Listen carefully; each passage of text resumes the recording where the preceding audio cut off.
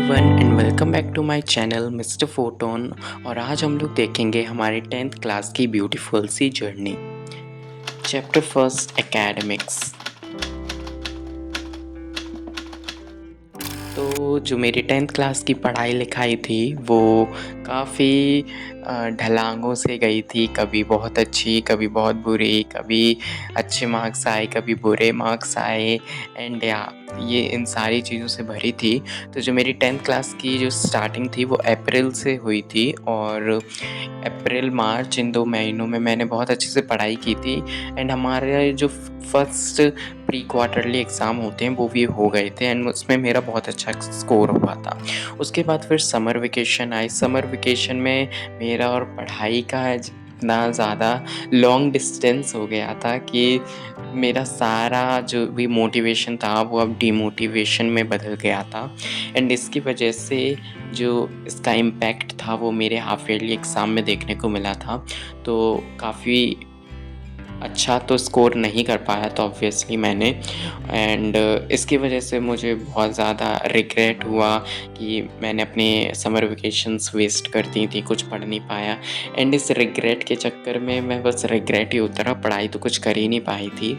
Then फिर लेकिन खुद को समझाया कि नहीं, पढ़ना तो पड़ेगा, क्योंकि अब इसके बाद प्री बोर्ड्स होंगे एंड प्री बोर्ड्स को बोर्ड्स की तरह ही मानना चाहिए। अपना सिलेबस एट द एंड ख़त्म करना ही पड़ेगा और अच्छे से रिवाइज भी करना पड़ेगा ताकि बोर्ड्स के लिए अच्छे से प्रिपेयर हो पाएँ और अच्छे तरीके से बोर्ड्स दें। Chapter 2, following my passion.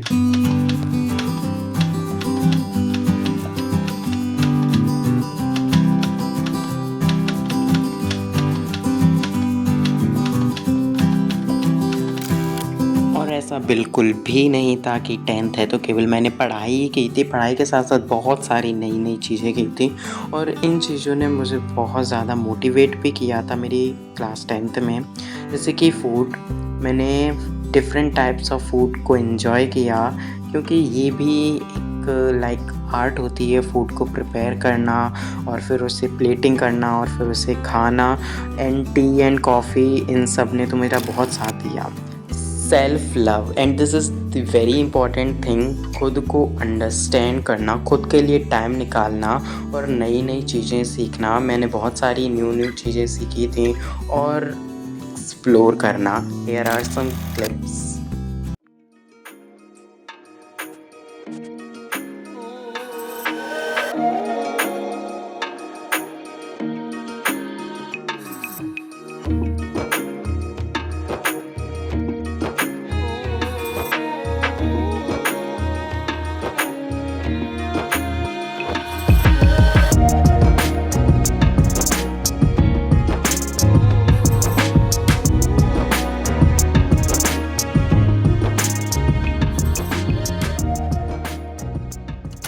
Now let's talk about some of my achievements and experiences that I gained during my 10th class। तो मैं अपने स्कूल का 9th क्लास में वाइस कैप्टन बना था, लेकिन जो इसका इम्पैक्ट था वो 10th में भी काफ़ी देखने को मिला था। 10th में भी मुझे काफ़ी सारी रिस्पॉन्सिबिलिटीज़ उठानी पड़ी थी और उनको निभाना पड़ा था, उन फुलफ़िल करना पड़ा था।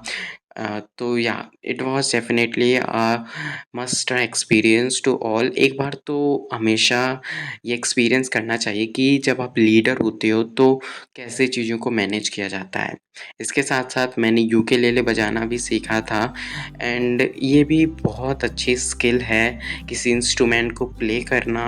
अपने फ्री टाइम को आप इस तरीके से अच्छे से यूटिलाइज़ कर सकते हैं। खुद को रिप्रेज़ेंट करना किसी भी स्कूल कॉम्पिटिशन में, जैसे कि मैंने खुद को रिप्रेज़ेंट किया था एंड सिंगिंग में और स्पीच में, और मेरा प्राइज़ भी आ गया था, जो कि डेफ़िनेटली बहुत बड़ी अचीवमेंट थी मेरे लिए।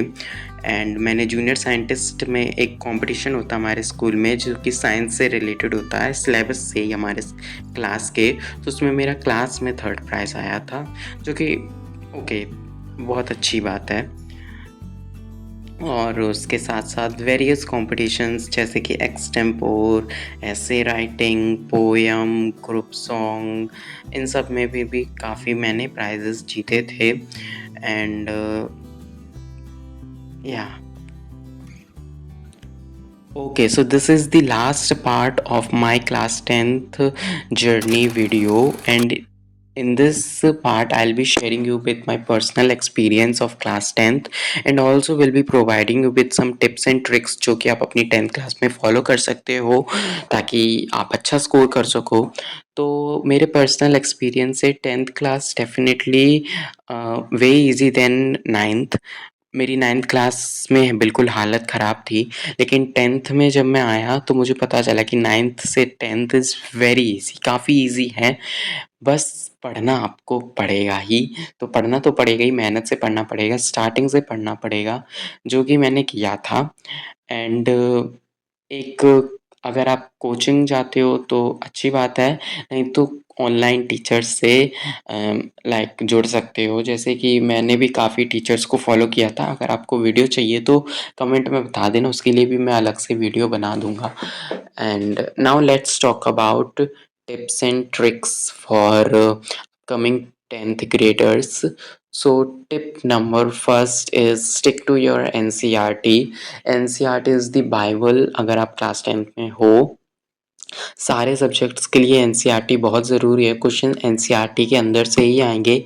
एंड एनसीईआरटी मतलब इज़ नॉट कि जो केवल मेन चीज़ें हैं वही, बट ऑल्सो जो येलो बॉक्सेस में हैं, जो छोटे छोटे साइड में हैं, यहाँ से भी क्वेश्चंस आते हैं, not only from science but also from SST. मेरे एग्ज़ाम में जो छोटे छोटे पैराग्राफ्स दिए रहते हैं बॉक्सेस से, जिनको हम लोग इग्नोर कर देते हैं, क्वेश्चंस वहाँ से आ रहे थे। तो स्टिक टू इट, काफ़ी अच्छे से पढ़ना। Now step second is do NCERT exemplar for science and maths, क्योंकि अब क्वेश्चंस कॉम्पिटेंसी बेस्ड आते हैं, तो एग्जाम्पलर्स से क्वेश्चंस आने की प्रोबेबिलिटी काफ़ी ज़्यादा हो जाती है, ठीक है? क्योंकि उसमें काफ़ी अच्छे क्वेश्चंस होते हैं, तो उनको अगर आप स्टार्टिंग से करने का ट्राई करोगे तो काफ़ी हेल्पफुल होंगे वो। Now tip number 3 is finding a friend जिसके साथ आप पढ़ाई कर सकते हैं, क्योंकि कभी-कभार ऐसा होता है कि बहुत ज़्यादा बोरिंग लगता है पढ़ाई करना अकेले, तो आप अपना कोई फ्रेंड ढूँढ सकते हो, उसके साथ पढ़ाई कर सकते हो।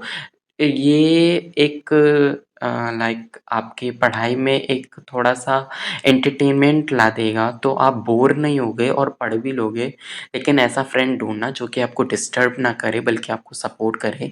एंड आई वुड सजेस्ट कि अगर आप पढ़ने में ठीक-ठाक हो तो एक ऐसे दोस्त को आप समझाइए जो कि थोड़ा-सा लाइक पढ़ने में इतना अच्छा नहीं है, तो उसकी भी हेल्प हो जाएगी और आपका रिवीजन। ऑलराइट, तो ये था मेरा पर्सनल एक्सपीरियंस क्लास 10th का। अगर वीडियो अच्छी लगी हो तो लाइक करना, और अगर ऐसे ही वीडियोस और चाहते हो तो चैनल को भी सब्सक्राइब कर देना और बेल आइकन भी दबा देना, ताकि जब भी मेरी न्यू वीडियो आए तो आपको पता चल जाएगा। और कमेंट करके बताना आप लोगों का क्लास 10th का एक्सपीरियंस क्या था, या फिर अगर आप अपकमिंग 10th ग्रेडर हो तो अभी आपकी फीलिंग क्या है।